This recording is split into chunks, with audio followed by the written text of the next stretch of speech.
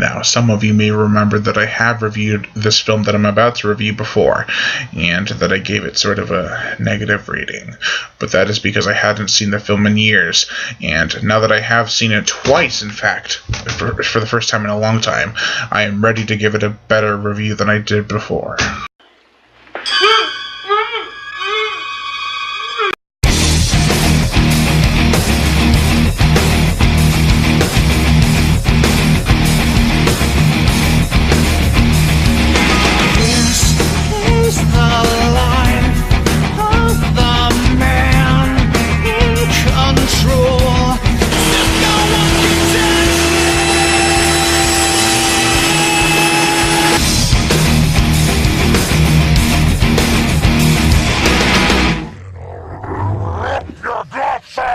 Saw. Now, by popular demand on my Facebook fan page, which I hope you guys go and check out and maybe even possibly like it, because I love seeing people like my page. Every time I see it, I'm just happy because people are liking my stuff. Anyways, if you like my fan page, then you get to sometimes vote for what I'm gonna review. Much like what happened here. I asked the people on my fan page whether they would like me to review The Return of the Living Dead and George A. Romero's Of the Dead series for Halloween, or Saw and Hellraiser for Halloween. By now it's obvious who the winner is. Now here's my review for Saw. It is cleverly twisted, sick, bloody, gory, and well acted, and as well as terrifying. I mean, you got a strong cast in this film.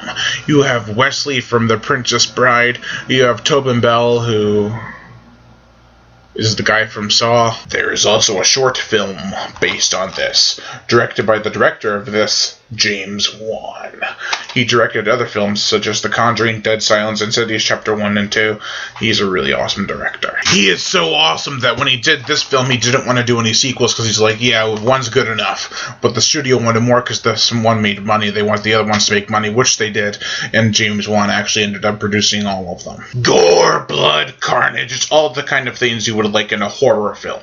But surprisingly, even though this film is greasy, it is not too greasy. It's like the perfect amount. It's not too gory, it's not too over the top, it's just right. Which is funny because this is the only Saw film that I know of that had got an NC-17 rating first, and it's also the least goriest. And the sequels got gorier and gorier as they progressed, and the MPAA rating system became more lenient with their films. And like, yeah, you can have that and that and that. That's, yeah, you got an R. This film is basically the origin of torture porn.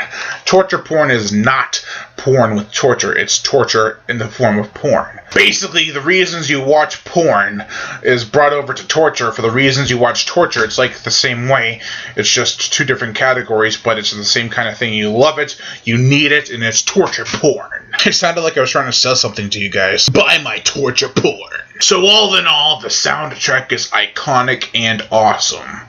And the acting is decent, but the characters are better than the acting. The special effects and gore is really good, and the whole setup is just awesome. Two people in a room, they don't know each other, and just tension builds as people around them are getting tortured. Well, they don't know they're getting tortured, it's like past and present things happening. You've seen the movie probably, so you know what I'm talking about. Overall, I give Saw a 4.5 out of 5.